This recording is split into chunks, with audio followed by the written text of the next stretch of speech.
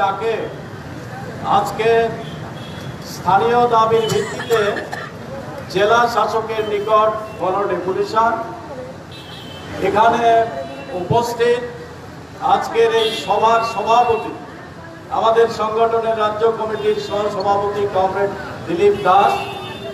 উপস্থিত আছেন আমাদের সংগঠনের রাজ্য কমিটির সভাপতি কমরেড রতন ভৌমিক, আছেন আমাদের রাজ্য নেতা কমরেড মধুসূদন দাস, অন্যান্য নেতৃবর্গরা এবং বন্ধুগণ, মা ও বোনেরা, সজ্জন মণ্ডলী, আমরা স্থানীয় দাবির ভিত্তিতে ত্রিপুরা তফসিলি জাতি সমন্বয় সমিতি রাজ্য কমিটি সিদ্ধান্ত নিয়েছে নভেম্বর মাসের 15 তারিখ থেকে আমরা এই আন্দোলনের আহ্বান করেছি।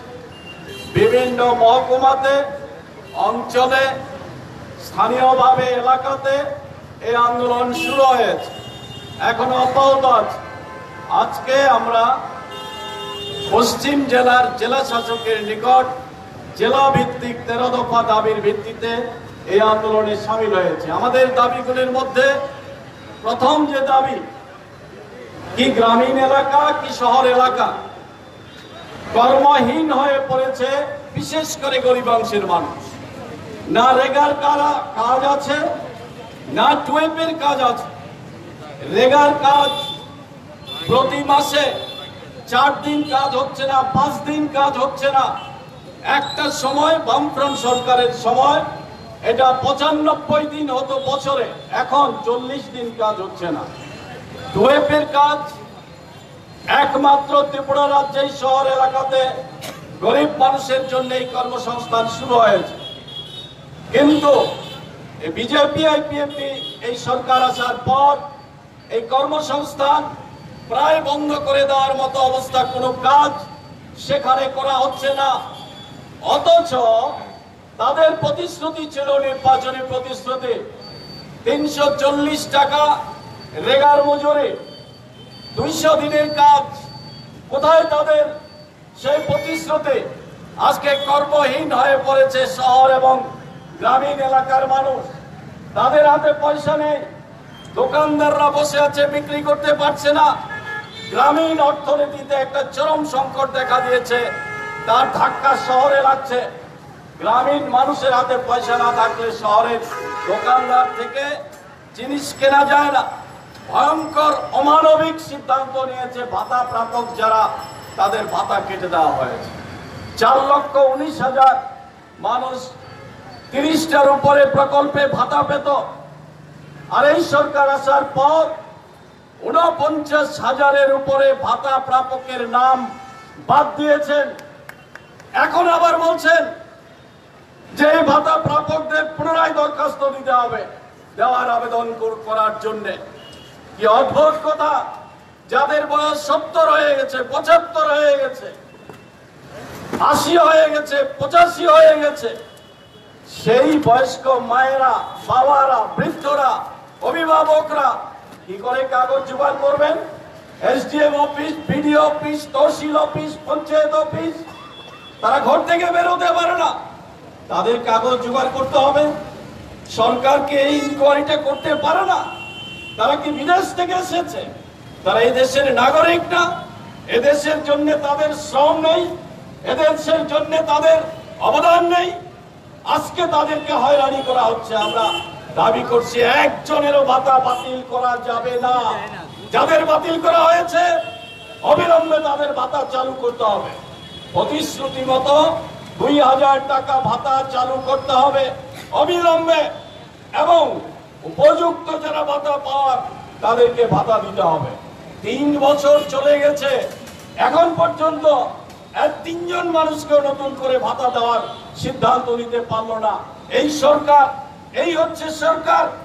এই সরকার কর্মসংস্থান, চাকরি, গ্রামে বলেন শহরে বলেন, বেকার যুবক যুবতীরা আজকে কর্মহীন, চাকরি নেই। 50,000 চাকরি দেওয়ার কথা ছিল 1 বছরের মধ্যে। কোথায় গেল সেই প্রতিশ্রুতি? আমরা দেখলাম গতকালকে সিদ্ধান্ত নিয়ে বাতিল করে দিয়েছে ওই রিক্রুটমেন্ট, জয়েন্ট রিক্রুটমেন্ট বোর্ডের চাকরির জন্য যারা অনলাইনে দরখাস্ত করার কথা ছিল সেটা হঠাৎ করে বন্ধ করে দিয়েছে। এ রাজ্যের বেকারদের নিয়ে ছিনিমিনি খেলছে, অমানবিক, মানা যায় না এসব। এর বিরুদ্ধে শুধু আমরা না, বামপন্থীরা না, সমস্ত অংশের যুবক যুবতীরা, বেকাররা আজকে কথা বলতে হবে, প্রতিবাদ করতে হবে। কি শুরু করেছেন তারা? এই অমানবিক কাজের বিরোধিতা আমরা করি। সরকারি চাকরি হলেই তো তারপরে রিজার্ভেশন, সরকারি চাকরিই নেই, এরকম একটা পরিস্থিতির মধ্যে ফেলেছে। 10,323 অনিয়মিত কর্মচারী, তাদেরকে কি সুন্দর ব্যবস্থার প্রতিশ্রুতি দিয়েছিল। আজকে 10,323 সুপ্রিম কোর্টের সর্বশেষ রায়ে তাদের তো চাকরি দিতে কোনো অসুবিধা নেই। কেন চাকরি দিচ্ছে না? 22 দিনের উপরে রাত দিন পরে রয়েছে শিক্ষক শিক্ষিকারা, যারা গত বছরগুলিতে বছরের পর বছর শিক্ষকতা করেছেন। তাদের পড়াশোনায় শিক্ষিত হয়ে আজকে রাজ্যের যুবক যুবতীরা বড় হয়েছে, মানুষ হয়েছে, তারা আজকে পথে বসে আছে। বিভিন্ন স্কুলের ছাত্র ছাত্রীরা এসে চোখের জল ফেলে যাচ্ছে, তাদের ঘরের ছেলে মেয়েরা এখানে শীতের মধ্যে বসে আছে। অভিভাবকরা বলছে 22 দিন পার হয়ে যাওয়ার পরেও এই সরকারের একজন প্রতিনিধি এসে তাদের সঙ্গে জিজ্ঞেস করছে না। এত অমানবিক সরকার কোথায় আছে? মানবিকতার লেশমেশ আছে তাদের মধ্যে? এইভাবে চলছে, কোনো অবস্থাতে মানা যায় না। আমরা দাবি করছি অবিলম্বে এই 10,323 তাদের বিকল্প কর্মসংস্থানের ব্যবস্থা করা হোক। আর কার বিলম্ব না করে অমানবিক দৃষ্টিভঙ্গি ছেড়ে মানবিকতার মুখ নিয়ে এগিয়ে আসুক সরকার, সেই দাবি আমরা করছি। এখানে দাবি আছে এসসি কর্পোরেশন থেকে লোন দিতে হবে বিনা শর্তে, সহজ শর্তে, যাতে তফসিলি যুবক যুবতীরা নতুন করে ব্যবসা শিল্প ছোট ছোট এই সমস্ত শুরু করতে পারে। এটা আমরা শুরু করেছিলাম। এই কর্পোরেশন থেকে লোন নিয়ে গাড়ি অটো এই সমস্ত করে মৎস্য ব্যবসা, লন্ডি ব্যবসা, নানা ধরনের ছোটখাটো ব্যবসা শুরু করেছিল। আজকে কঠিন তাদের সামনে নানা ধরনের শর্ত আরোপ করা হয়েছে, লোন নিতে এসে হয়রানি হচ্ছে। অবিলম্বে সহজ শর্তে সেই সমস্ত যুবক যুবতীদের লোন দেওয়ার ব্যবস্থা করা হোক। আমরা দেখছি স্টাইপেন্ডের ক্ষেত্রে প্রিমেট্রিক স্টাইপেন্ড, পোস্ট ম্যাট্রিক স্টাইপেন্ড বকেয়া পড়ে আছে বছরের পর বছর। সেই স্টাইপেন্ড দেওয়া হচ্ছে না, স্টাইপেন্ড বৃদ্ধি করা হচ্ছে না। করবেটাকে তফসিলি অংশের মানুষ, তাদের নিয়ে কথা বলার কোন লোক আছে? আপনারা লক্ষ্য করছেন 8 জন বিধায়ক আছে বিজেপি দলের এই বিধানসভাতে, 3 বছর পার হয়ে যাচ্ছে, একজনকে মন্ত্রিসভায় অন্তর্ভুক্ত করেনি। এসছে অপমানের। আর কি হতে পারে? গোটা ভারতবর্ষে মনোবাদী দৃষ্টিভঙ্গিতে এই সরকার চলছে, যার বিষয়বস্তু হচ্ছে বর্ণবাদকে আবার মাথাচাড়া দিয়ে তোলা, শূদ্র যারা তাদেরকে নিচে নামিয়ে আনা, 3 বর্ণের সেবা করার দায়িত্ব দেওয়া।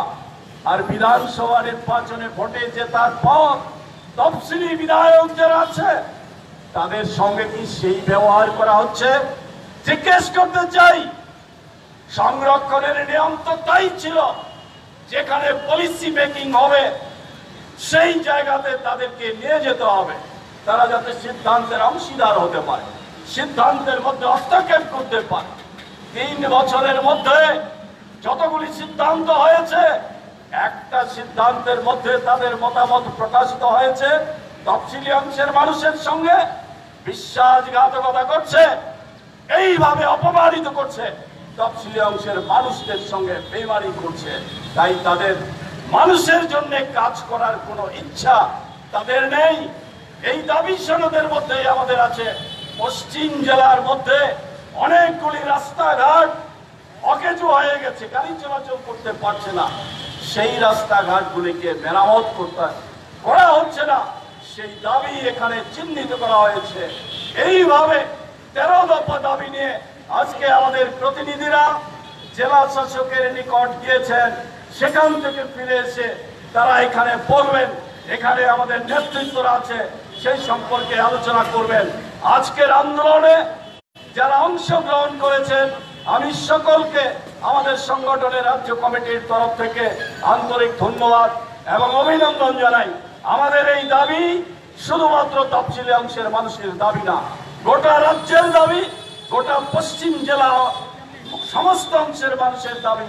আগামী দিনও এই দাবির পক্ষে আন্দোলনে আপনারা আমাদেরকে সহযোগিতা করবেন, এই আবেদন আপনাদের কাছে রেখে আপনাদের অভিনন্দন জানিয়ে আমি আমার বক্তব্য শেষ করছি। ইনকিলাব জিন্দাবাদ। এখন আপনাদের সামনে বক্তব্য রাখবেন আমাদের রাজ্য কমিটির সভাপতি কমরেড রতন ভৌমিক। আমরা দীর্ঘ রাস্তা অতিক্রম করে এই জায়গায় আমরা এলাম এবং আমাদের প্রতিনিধি গেছে এবং কি দাবি পূরণ করতে পারবে শেষ কথা দেখেই আমরা যাব। আমরা যেহেতু বামপন্থী আদর্শে বিশ্বাসী, আমরা মাটি খুঁড়ে আমাদের দাবি আদায় করতে পারি। আমরা এই রাজ্যের মধ্যে আজকে যারা গর্ব করছেন বিজেপি সরকার, বলুন তো এই 3.5 বছরে কি করেছেন? 2000 টাকা 1000 টাকা ভাতা দিয়েছেন বিপ্লব দেব বলছেন মুখ্যমন্ত্রী বাবুটিয়ায়। এখন মহিলা দাঁড়িয়ে বলছেন মিটিং এর মধ্যে কালীবাজার বাবুটিয়ায় আপনি 300 টাকা দিয়েছেন, আগের বামফ্রন্ট সরকার 700 দিয়েছে। আপনি কেন মিথ্যা কথা বলছেন? 1000 টাকা চিৎকার করে বলছেন। বিপ্লব দেবের বাহিনী এই মহিলার মাথার মধ্যে লাঠি দিয়ে মেরে দিয়েছে, এই মহিলা এখন হাসপাতাল। তো কি করেছেন? মিথ্যা কথার বন্যা বয়ে দিয়েছেন, কর্মচারীদেরকে বুড়ো আঙ্গুল দেখিয়েছেন, রেগার শ্রমিকদের বুড়ো আঙ্গুল দেখিয়েছেন, গরিবের মাথার মধ্যে আক্রমণ করেছেন। যার মাথায় আছে তেল তার মাথায় দিয়েছেন তেল, আর যার মাথায় নাই তেল তার মাথায় মেরেছেন সেল। বিপ্লব বাবু এবং তার বাহিনী। বলুন তো 21 দিন ধরে বাচ্চা কাচ্চা নিয়ে এখানে 10,323 পড়ে আছে। একবার করে দিল্লিতে কৃষকরা পড়ে আছে। নরেন্দ্র মোদী সাহেব, বিপ্লব বাবু সাহেব, ওনাদের তো কোনো নড়াচড়া নেই, আরামে খাচ্ছেন, আরামে ঘুরছেন, হেলিকপ্টার দিয়ে যাচ্ছেন বৌভাত খাওয়ার জন্য। এই জন্য বিজেপি সরকার এসেছিল, আপনারা বলেছেন, ওই বলছে সুজন দাস মিস কলে চাকরি কোথায় গো? সেই মিস কলের দেবতাটা এখন সুনীল দেওদর্জি, বিপ্লব বাবু, রতনলাল নাথ কোথায় গো? এখন সেই মিস কলের বাবু এখন মহারাষ্ট্র ঘুরছেন। কত প্রতিশ্রুতি দিয়েছেন, কিছু করেননি। আমরা যারা বামপন্থী করি, আমরা মানুষের জন্য কথা বলি। আমি কেন বাংলায় একটা কথা বলি, আমরা বামপন্থীরা নিজের খেয়ে পরের কাজ করি। আমরা হালের বলদের মতো সারাদিন মানুষের কাম করি। আজকে বলুন তো এই রাজ্যের মধ্যে যে রাস্তা আমরা করলাম, বিপ্লব বাবু এটা দিয়ে চলছেন বিজেপির নেতারা। আমরা যে স্কুল করলাম এটা উনি উদ্বোধন করছেন। ওই কুমারঘাটে ব্রিজ উদ্বোধন করছেন উনি, বলছেন বামফ্রন্ট কিছু করে নাই। আপনাদের একটা মিডিয়া বলছে এটা তো বামফ্রন্ট সরকার করে দিয়েছেন, আপনি শুধু ফিতা কাটছেন। উনি কোনো জবাব দিলেন না। তো কাজী এখন বক্তব্য রাখবেন আমাদের রাজ্য কমিটির সভাপতি তথা বিধায়ক রতন ভৌমিক মহোদয়। কমরেড সভাপতি, আমাদের ত্রিপুরা তফসিলি জাতি সমন্বয় সমিতির রাজ্য কমিটির সহসভাপতি কমরেড দিলীপ দাস বক্তব্য রেখেছেন। আমাদের সংগঠনের রাজ্য কমিটির সাধারণ সম্পাদক কমরেড সুজন দাস আছেন। আমাদের সংগঠনের রাজ্য সম্পাদক মণ্ডলীর সদস্য মধুসূদন দাস সহ নেতৃবৃন্দ এবং সংগ্রামী বন্ধুগণ, আপনারা এর মধ্যে শুনেছেন আমরা ত্রিপুরা তফসিলি জাতি সমন্বয় সমিতি স্থানীয় বিভিন্ন অর্থনৈতিক দাবি নিয়ে জেলা শাসক থেকে আরম্ভ করে ব্লক স্তর পর্যন্ত এইগুলির সমস্যা সমাধানের জন্য মানুষকে নিয়ে প্রশাসনের কাজে যাব সিদ্ধান্ত হয়েছে। তার এই অঙ্গ হিসাবে আজকে পশ্চিম ত্রিপুরা জেলার উদ্যোগে রাজপথ পরিক্রম করে এখানে জেলা শাসকের কাছে আমাদের জেলার কনভেনরের নেতৃত্বে ডেপুটেশনে মিলিত হয়েছে। তারা আসলে নিশ্চয়ই প্রতিনিধি দলকে জেলা শাসক কি প্রতিশ্রুতি যেগুলি বলবেন, আমি তার আগে কয়েকটা বিষয় আপনাদের সামনে উপস্থিত করতে চাই। দাবি সনদের ক্ষেত্রে কিছু দাবি আছে যেগুলি শুধু তফসিলি অংশের মানুষ না, সমস্ত অংশের গরিব মানুষের সমস্যার সমাধানের আওয়াজ। কিছু দাবি আছে সারা রাজ্যের তফসিলি অংশের মানুষের প্রয়োজন এগুলি। কিছু দাবি আছে আমাদের পশ্চিম ত্রিপুরা জেলার মধ্যে বিভিন্ন সমস্যায় যে মানুষগুলি ভুগছেন তাদের সমস্যার সমাধান করার প্রশ্ন। আমরা ত্রিপুরা তফসিলি জাতি সমন্বয় সমিতি রাস্তায় নামার সিদ্ধান্ত কখন নিলাম? এটা আমরা সবাই জানি। ভারতের স্বাধীনতার আগ থেকে ভারতবর্ষের মানুষ তাদের দাবি আদায়ে লড়াই সংগ্রাম করেছেন, আদায়ও করেছেন। স্বাধীনতার পরেও রাজ্যের বিভিন্ন সংগঠন, ব্যক্তি, সমাজকর্মী তারা সরকারের বিভিন্ন কাজ যেমন প্রশংসা করেছেন, তেমনি যে কাজ তারা সঠিক করেনি তার প্রতিবাদ করেছেন, সরকারকে সঠিক রাস্তা আসতে বাধ্য করেছে। কিন্তু স্বাধীনতার ৭৩ বছরে আমরা যে জিনিস লক্ষ্য করি, যেটা স্বাধীনতার এই ৭৩ বছরে কোনো মানুষ লক্ষ্য করেনি। একদিকে দিল্লির নেতৃত্বে গত ১৪ সালে যে সরকার প্রতিষ্ঠিত হয়েছে, RSS এর আদর্শে বিশ্বাসী নরেন্দ্র মোদীর সরকার, তারা তাদের সরকারের কোনো কাজের সমালোচনা করলে, প্রতিবাদ করলে, কোনো পরামর্শ দিলে তাকে প্রথমেই দেশদ্রোহী আখ্যা দেয়। দেশদ্রোহী আখ্যা দিয়ে তাকে জেলে পুরে দেয় বিনা বিচারে। এ শাসন কিন্তু ভারতবর্ষে ব্রিটিশ আমলে দেখেছে, তার বিরুদ্ধে মানুষ লড়াই করেছে, ব্রিটিশ শাসনের বিরুদ্ধে, এই অগণতান্ত্রিক কাজের বিরুদ্ধে। স্বাধীনতার পরে কিন্তু মানুষ এই স্বপ্ন দেখেনি যে আমরা কথা বললে আমাদের জেলে ঢুকিয়ে দেবে। আমরা দেখেছি আমাদের দেশে বিভিন্ন ক্ষেত্রে যারা এই সরকারের বিরুদ্ধে কথা বলছেন দেশদ্রোহী তকমা দিয়ে জেলে ঢুকিয়ে দিচ্ছেন। আমাদের রাজ্য ব্যতিক্রমী না। এই রাজ্যে কংগ্রেসের সরকার দেখেছে মানুষ, ইউজিএস কংগ্রেসের সরকার দেখেছে, সিপিআইএম এর নেতৃত্বে বামফ্রন্ট সরকার দেখেছে, কেন্দ্র শাসিত সরকারও দেখেছে। কিন্তু এই রাজ্যে গত 18 সালে যে সরকার তৈরি হয়েছে, এরকম সরকার ত্রিপুরা রাজ্যের মানুষও দেখেনি। এই 3 বছরে আমরা দেখছি সরকারের কোন কাজের প্রতিবাদ করলে, গ্রামের মানুষ কোনো দাবি উত্থাপন করলে, শহরের বুদ্ধিজীবী মানুষ প্রতিবাদ করলে তাদের নীতির, তাদের উপর সরকারি উর্দিধারী পুলিশ বেরিয়ে দেওয়া হচ্ছে, আন্দোলন করা যাবে না। অন্যদিকে বিজেপির গুন্ডা বাহিনী দিয়ে বাড়ি ঘরে আক্রমণ থেকে মিছিলে আক্রমণ শুরু করেছে। এটা প্রথম থেকে শুরু করেছে, এখনো কিন্তু বন্ধ হয়নি। এই শহর পশ্চিম ত্রিপুরা জেলা কদিন আগে ওই জিরানিয়ার যুবকরা সভা করছে তাদের সমস্যা সমাধানের জন্য। বিজেপি আক্রমণ করলো, তাদের বাড়িতে আহত করে কলকাতা পাঠিয়ে দিল চিকিৎসার জন্য। এর প্রতিবাদে যুবকরা রাস্তায় নেমেছে। কেন যুবকরা রাস্তায় নামলো? রামনগরে গিয়ে যুবক নেতৃত্বের বাড়িতে আক্রমণ। রাজ্যের সর্বত্র চলছে, কোন জায়গায় বাদ নেই। বড় বড় কথা বলছেন, নির্বাচনের আগে প্রতিশ্রুতি দিয়েছেন, মানুষকে বিভ্রান্ত করেছেন, আজকে আমরা যে দাবি উপস্থাপন করছি, এই সরকার আপনারা লক্ষ্য করবেন, বিজেপির দিল্লির সরকারের শাসনে যেমন সবচেয়ে গরিব মানুষ আক্রান্ত হচ্ছে, আমাদের রাজ্য গরিব দলিত অংশের মানুষ আক্রান্ত হচ্ছে দৈহিকভাবে, অর্থনৈতিকভাবে।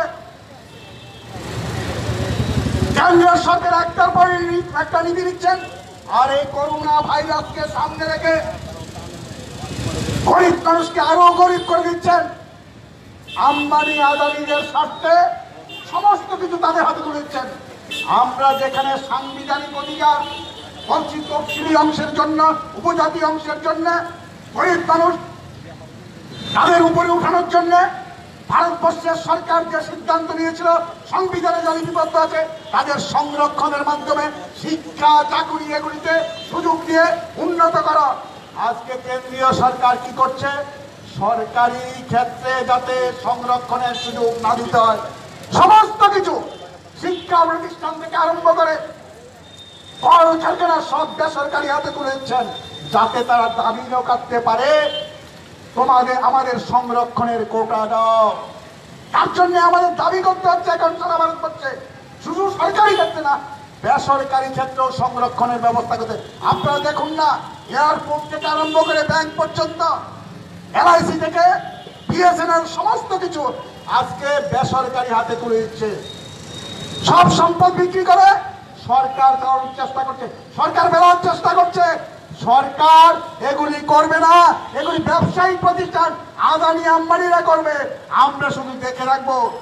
আর জিনিসপত্রের দাম প্রতিদিন বাড়ছে, কারণ করোনা ভাইরাসকে কেন্দ্র করে কেন্দ্রের যে নীতি, এই নীতি বড়লোকদের বড়লোক করার জন্য বড়লোকদের ঋণ দিচ্ছে, আর গরিব মানুষ না খেতে পেয়ে ঋণের দায়ে আত্মহত্যা করছে।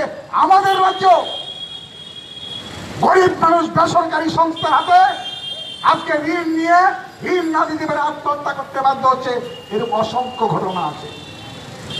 আমাদের তফসিলি অংশের মানুষের জন্য সারা ভারতবর্ষে যেমন কেন্দ্রের বিজেপি সরকার এই সংখ্যালঘু এবং দরিদ্রের বিরুদ্ধে জেহাদ ঘোষণা করেছেন RSSকে দিয়ে, আমাদের রাজ্যের সরকারও বকলমে দলিতদের যাতে তফসিলের অধিকার রক্ষা নয়, তার জন্য সমস্ত ক্ষেত্রে সরকারি সুযোগ এগুলি নিজে দিয়ে দিচ্ছেন বেসরকারি হাতে। বিদ্যুৎ থেকে আরম্ভ করে বিভিন্ন সরকারি দপ্তরের চাকরি সরকার দেবে না। নির্বাচন করছে আমরা 50,000 চাকরি দেবো বছরে। কটা চাকরি হয়েছে হিসাব দেখেন না, মুখস্থ কথা বলে যাচ্ছেন। 18,000 দিয়েছি, আবার কেউ বলছেন 7 লক্ষ বেকার ছিল, এখন 1 লক্ষ বেকার হচ্ছে, সবাই চাকরি দিয়ে দিয়েছি, কাজ দিয়ে দিয়েছি। মানুষ কি বোকা? আমাদের রাজ্যে বোকা না, সমস্ত ক্ষেত্রে নীতি দিচ্ছে। সাথে সাথে দীর্ঘ বামফ্রন্ট সরকারের শাসনে আমাদের রাজ্যের তফসিলি জাতি, উপজাতি, OBC সংখ্যালঘু অংশের ছাত্রছাত্রীদের বিশেষ করে শিক্ষার ক্ষেত্রে যে সুযোগ তৈরি করেছেন বামফ্রন্ট সরকার, গ্রামে গ্রামে স্কুল তৈরি করে দিয়ে এবং স্কুলে পড়াশোনার পরে উচ্চ শিক্ষা যাতে নিতে পারে, পরিবারের উপর যাতে চাপ সৃষ্টি না, তার জন্য সরকারি দায়িত্বের ব্যবস্থা নিয়েছেন। অনেক ক্ষেত্রে হোস্টেল তৈরি করেছেন ইত্যাদি। আমরা লক্ষ্য করেছি এই সরকার ক্ষমতায় আসার পর গ্রামের স্কুল তুলে দিচ্ছে, বলছে স্কুল দরকার না, বিশেষ করে DC এলাকায় বলছে এই স্কুল সরকার চালানোর বেসরকারি হাতে দিয়ে দিচ্ছে। আমরা কার সাথে এগুলি করছেন? দলিত, উপজাতি, সংখ্যালঘু, গরিব অংশের রিক্সা শ্রমিক, তাদের সাথে না, ওই গরিব বিরোধী যারা কর্পোরেট পুঁজি আছে আমাদের দেশে, তাদেরকে তাদের পক্ষে নিয়ে তাদেরকে দিয়ে এই অংশের ছেলে মেয়ে যাতে পড়াশোনা না করে তার ব্যবস্থা করছেন। বেসরকারি তুলে টাকা দিয়ে কে করতে পারবে? সাথে সাথে আমরা দেখেছি, আমরা দাবি রেখেছি আমাদের রাজ্যে তফসিলি কল্যাণ দপ্তর, সংখ্যালঘু দপ্তর, উপজাতি কল্যাণ দপ্তর, OBC যে দপ্তর, তারা সিদ্ধান্ত করে সরকারের আমাদের ছেলে মেয়েরা যাতে এই উচ্চ শিক্ষা লাভ করতে পারে, ডাক্তারি থেকে ইঞ্জিনিয়ার, নার্স থেকে আরম্ভ করে BEd সরকার দায়িত্ব নিয়ে তাদের বাইরে পড়াশোনা করিয়ে আনতেন। বেশিরভাগ ছেলে মেয়ে তাতে স্বাবলম্বী হয়েছে। এখন সরকার সিদ্ধান্ত আমরা টাকা দেব না, তোমরা নিজের খুশি মতো ভর্তি হও। আরে যদি আমাদের গরিব ছেলে মেয়ে তফসিলি জাতির উপজাতি সংখ্যালঘু নিজের পছন্দ মতো ভর্তি হতে পারতো বাইরের রাজ্যে গিয়ে, তাহলে তো স্টাইপেন্ডেরও দরকার ছিল না। বলছে আগে ভর্তি হও, তারপরে আমরা থুক একটা কিছু টাকা দেবো দরখাস্ত দিয়ে পড়ে। আসলে তো এটা এই অংশের ছেলে মেয়েদের পড়াশোনা উচ্চ শিক্ষা না নিতে পারে তার ব্যবস্থা করছে, এরকম সর্বক্ষেত্রে তারা করছে এগুলি। এটা আমাদের রাজ্যের সরকারের নীতি, এরকম শুধু বললে ভুল হবে। আরএসএস যাদের বিজেপি পরিচালনা করে তারাই চায় না এই অংশের মানুষের উন্নতি, তারাই চায় না শ্রমজীবী কৃষকের উন্নতি। তার জন্যই তারা দেখবেন আজকে সারা ভারতবর্ষে কি অবস্থা। আমরা পরিবারদের প্রতি সমবেদনা জানাই। ওই কৃষকরা যারা 3টা কৃষি বিল, কৃষি আইন প্রত্যাহারের দাবিতে, একটা বিদ্যুৎ বিল প্রত্যাহারের দাবিতে আজকে শীতের মধ্যে দিল্লির দুয়ারে বসে আছে, বাতিল করতো কেন? বলছে ভারতবর্ষের মানুষ, অর্থনীতিবিদ, যে ভারতবর্ষে কংগ্রেস করেছে, বিজেপি এসে সমস্ত ক্ষেত্রে বেসরকারি টাটা, বিরলা, আদানি, আম্বানি এদের পুঁজি বিনিয়োগ করে লাভ যাতে করতে পারে, নিচে ছোটখাটো যারা ব্যবসায়ী আছে কারখানা তারা যাতে বসে যায় তার ব্যবস্থা অলরেডি করে দিয়েছে। শুধুমাত্র কৃষি ক্ষেত্র বাকি আছে। কৃষি ক্ষেত্রে জমির অধিকার, ফসলের অধিকার বড় লোকরা এখনো নিতে পারেনি, শিল্পের মালিকরা সব দিয়ে দিয়েছে। এটা বাদ থাকবে কেন? তার জন্য নরেন্দ্র মোদী সাহেব, অমিত শাহজি তারা নতুন আইন করেছেন। তাও পার্লামেন্টে আলোচনা নাই, সিলেক্ট কমিটিতে আলোচনা নাই, গায়ের জুড়ে আইন পাস করেছেন। কি এখন থেকে কৃষক তার জমিতে ফসল করবে, এই আদানিদের টাকা নিয়ে আদানিরা ঠিক করে দেবে কত টাকা দাম হবে, কি ফসল তুমি করবে, আস্তে আস্তে জমির মালিক তারা হয়ে যাবে। এই রাস্তা নিয়েছে। এর বিরুদ্ধে সারা ভারতবর্ষের কৃষকরা, বিজেপি প্রথম বেলার চেষ্টা করেছে। এটা তো শুধু পাঞ্জাব হরিয়ানার আন্দোলন, এখন দেখছে উত্তরাখণ্ড থেকে আরম্ভ করে কেরালা পর্যন্ত সমস্ত রাজ্যের কৃষকরা রাস্তায় নেমেছে। এই আইন বাতিল করতে হবে। বিদ্যুৎ বিলের নামে বেসরকারি ভাবে নিয়ে যাওয়ার জন্য যে চেষ্টা, এটা প্রতিহত করতে হবে। এর জন্য আজকে রাস্তায় তারা শীতের মধ্যে ইস্পা হচ্ছে না। আমাদের রাজ্য কৃষকরা, শ্রমিকরা তারাও এর সমর্থন আন্দোলন করছেন, আরো আন্দোলনের ঘোষণা দিয়েছেন। কিন্তু বিজেপি প্রথমে কেন্দ্রের সরকার মনে করেছিল 2-1 দিন থাকবে, বাড়ি চলে যাবে, কথা বলে লাভ নাই। এখন দেখছে না, সমস্ত কৃষক আরো একটা হচ্ছে, প্রতিবাদী হচ্ছে। কিন্তু অমানবিক সরকার শুধু শীতে মারা ছেড়ুন না, এই আন্দোলনের সমর্থনে বিজেপি সরকারের প্রতিবাদে আত্মহত্যা পর্যন্ত করছে, নিজেকে হরণ করছে।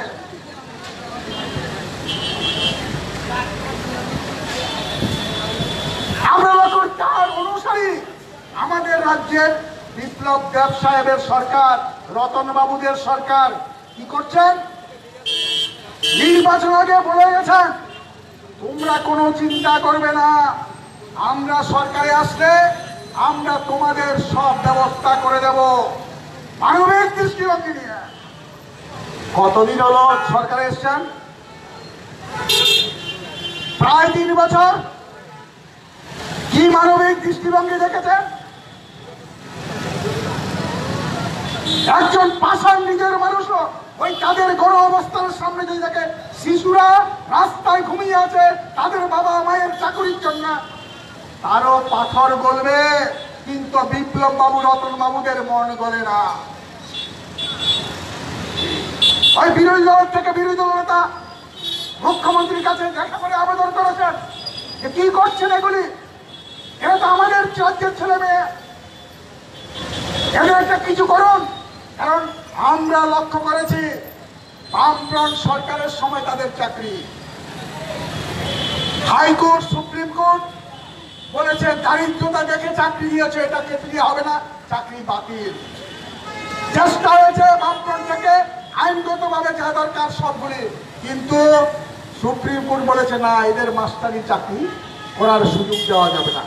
তার জন্য বামফ্রন্ট সরকার যখন দেখেছে তাদের শিক্ষক হিসাবে নিয়োগ করা যাবে না, এই ছেলেগুলি তো ভাসিয়ে দেওয়া যায় না, আমাদের রাজ্যের সন্তান, বামফ্রন্ট সরকার তাদের জন্য শিক্ষা দপ্তরে 12,000 পদ অশিক্ষক, সোশ্যাল এডুকেশন সমাজ কল্যাণ দপ্তরে 1,000 পদ অশিক্ষক তৈরি করে ইন্টারভিউ নিয়েছেন। শুধু এই 9,000 10,000 না, বাকি আরো যারা বেসরকারি প্রতিষ্ঠানে, শিক্ষা প্রতিষ্ঠানে 5 বছর ধরে চাকরি করে তারাও আবেদন করেছে, তারাও চাকরি পাবে। চাকরি যা পায় যখন দেওয়ার মতো অবস্থায়, তখন এখনকার বিজেপি নেতারা, সুদীপ বাবু তারা, রতন বাবু তারা ছেলে ধরে এনে মামলা করেছেন যে এই যে চাকরি এগুলি দেওয়া হবে, এগুলি দেওয়া যাবে না। কেন? এগুলি সুপ্রিম কোর্টের আদেশের পরিপন্থী। বিচার ব্যবস্থাও নিরপেক্ষ বলবো না, তাদের কথা মতো সব বিচার না করে বললেন না এগুলি চাকরি দেওয়া যাবে না। বামফ্রন্ট ইচ্ছা থাকলেও সরকার থাকা অবস্থায় চাকরি দিতে পারে। তারা প্রতিশ্রুতি দিয়েছে চাকরি দেবে। 18 সালের শেষ দিকে সুপ্রিম কোর্ট জানিয়ে দিয়েছে বামফ্রন্ট সরকারের সময় যে 13,000 পদ তৈরি করেছিলেন অন্যায় না, এগুলি চাকরি দেওয়া যায়, আপত্তি নাই। এই সরকারের কোনো কিছু করতে হয় না, তার ভিত্তিতে ওই 13,000 পদে চাকরি দিয়ে দিলে হয়। হঠাৎ করে বললেন এই 13,000 পদ বাতিল। তারপরেও আমরা বলেছি বাতিল করেছে, ঠিক আছে, বাতিল করেছে মন্ত্রিসভা, মন্ত্রিসভা বসে এগুলি রিভাইভ করুন, তাহলে তো চাকরি দিতে পারেন, কোনো অসুবিধা নাই। তাদের সাথে কথা বলুন। আজ 21-22 দিন হলো, একটু কথা পর্যন্ত তারা বলছেন না। অমানবিকটা কি এ সরকার? আমরা সমর্থন করি এই আন্দোলনকে। আমরা চাই সরকার ইতিবাচক দৃষ্টিভঙ্গি নিয়ে তাদের সাথে কথা বলে সমস্যার সমাধান করো। আমরা দিল্লিতে যে লড়াই হচ্ছে, কৃষকরা আন্দোলন করছে, আমরা দাবি করছি এই কৃষকদের যে দাবি 3টা আইন, কৃষি বিরোধী, কৃষক বিরোধী, কর্পোরেট পক্ষে এই আইন বাতিল করে, বিদ্যুৎ বিল বাতিল করে সমাধান করো এই অবস্থা। আমরা দাবি করবো এই রাজ্য সরকারের কাছে ডিএম এর মাধ্যমে। রাজ্য সরকার ক্ষমতা আসার আগে বলেছে ডাবল ইঞ্জিন সরকার, কেন্দ্রে দিল্লি এক থাকলে তাড়াতাড়ি চলবে, টাকা অনেক বেশি পাবে। রাস্তাঘাটের কি অবস্থা? গ্রামে, শহরে খুব ভালো রেখেছে, গ্রামে দিয়ে দেখুন একটারও চামড়া নাই রাস্তা। কন্ট্রাক্টররা ডরে আসে না, কারণ আগেই নাকি বিল দেন না। রেগার কাজ বলেছে কমরেড সুমন দাস, আমি বলতে চাই না। শহরে 12 বামফ্রন্ট সরকার 75 দিন করেছিল, কদিন করেছে সরকার? এই সরকার টাকার যদি অভাব না থাকে, টাকার অভাব না থাকে রেগার কাজ নাই কেনা, 12 কাজ নাই কেনা, কম কেনা? কেন সরকারি চাকরি হচ্ছে না, বেসরকারি হাতে চাকরি লিজ দিয়ে দিচ্ছেন? কি কারণ? কেন আমাদের রাজ্যে আমরা বলতে পারি বামফ্রন্টের সময় তফসিলি কল্যাণ দপ্তর তফসিলি অংশের যুবক যুবতী যাতে স্বনির্ভর হতে পারে তার জন্য বিভিন্ন এলাকায় স্টল ইত্যাদি করে দেওয়ার জন্য টাকা দিয়েছেন। তারা খুঁজো রাখেন না, সরকার বলেছেন তো, মন্ত্রী নেই, খুঁজ নেবে কে? তাও যে নিয়ে হচ্ছে তফসিলি ছেলেদের দিচ্ছেন না, মাতব্বররা, মন্ডলের নেতারা, জেলার নেতারা মিলে নিজেরা ভাগ করে দিচ্ছেন লোকদের, তাতে তফসিলি অংশের যে পাওয়ার কথা তফসিলি দপ্তরের টাকায় পাচ্ছেন না। সমস্ত ক্ষেত্রে একটা অরাজক অবস্থা। তার জন্যই আমরা এই ডেপুটেশন দিচ্ছি। আমরা আগামী দিনে আরো বৃহত্তর আন্দোলন তৈরি করতে হবে। আমরা সবচেয়ে বেশি অনুভব করছি এই রাজ্যের তফসিলি অংশের মানুষ। বামফ্রন্টের সরকারের সময় সব আদায় হয়েছে, কথা আমরা বলবো না, সব বামফ্রন্ট দিয়ে দিয়েছে, এই কথা আমরা বলবো না, কিন্তু আমাদের নিরাপত্তা ছিল। আমাদের ছেলে মেয়েরা কেউ না খেতে পেয়ে থাকেনি। আমাদের ছেলে মেয়েরা শিক্ষা প্রতিষ্ঠান থেকে বাড়িতে চলে যেতে হয়নি। আমাদের মা বোনেদের ইজ্জত ছিল, তফসিলি হিসাবে দূরে সরিয়ে দিত না। আজকে আমাদের সমস্ত অংশের মানুষ নিরাপত্তাহীনতায় ভোগেন। সব বেসরকারি করছে, ছেলে মেয়ে পড়তে পারবেন কিনা চিন্তায় বাবার ঘুম হয় না। বেসরকারি ক্ষেত্রে টাকা বাড়িয়ে দিচ্ছে, মেডিকেল কলেজ দেখেছেন তো, ডাবল করে দিয়েছে। এরকম সব ক্ষেত্রে শ্রমজীবী মানুষরা আক্রান্ত, তফসিলি মানুষরা আক্রান্ত। প্রতিবাদে কথা বলতে গেলেই তফসিলি অংশের মানুষরা যারাই কথা বলেন তাদের রুটি রুজি বন্ধ করে দেওয়ার চেষ্টা করেন, তাদের ঘর বাড়ি পুড়িয়ে দেওয়ার ভেঙে দেওয়ার চেষ্টা করেন, রাস্তায় বেরোতে পারেন না। এরকম পরিবেশ ত্রিপুরায় ছিল না। এই অবস্থার পরিবর্তন করতে হবে। আমরা পুলিশের কাছে আবেদন করব, তারা দলদাসে পরিণত হবেন না। যারা আক্রমণ করছে তাদের উল্টো, তাদের পক্ষ নিয়ে যারা আক্রান্ত হচ্ছে তাদের আটক করার চেষ্টা করছেন। এটা পুলিশের ভূমিকা হওয়া উচিত না। কি বলবেন নিজের পরিবারের কাছে? আমরা নিরাপত্তা দিতে পারছি না, আমরা আইনশৃঙ্খলা রক্ষা করতে পারছি না, এটা আপনাদের সমান হবে। আমরা আবেদন করব, যার যাই মধ্যে হোক না কেন, মানুষ আমরা তো মেনে নিয়েছি। 2018 সালে মানুষ বিভ্রান্ত হয়ে বিজেপি আর বিএনপি সরকার তৈরি করতে সাহায্য করেছে। আমরা কি মানি না? আমরা যে ট্রাম্পের মতো বলেছি নির্বাচন হয়নি, আমরা সরকারে থাকবই, কিন্তু সরকারে এসছে এই রাজ্যের মানুষের বুকে। এই রাজ্যের মানুষের গণতান্ত্রিক অধিকার রক্ষা করার দায়িত্ব, তাদের দাবি দাবা শোনার দায়িত্ব, তাদের কল্যাণে কাজ করার দায়িত্ব সরকার যেই হোক তার থাকার কথা। এই দায়িত্ব বিপ্লববাবু সরকার পালন করছে না, তার জন্য এই রাস্তায় দাঁড়াতে হচ্ছে। আমাদের আন্দোলন আরো এগিয়ে নিয়ে যেতে হবে, দাবি আদায় না হলে এটা চলবে। তার জন্য সবাইকে প্রস্তুত থাকতে হবে। এই আবেদন রেখে আমি আমার কথা বলা শেষ করছি।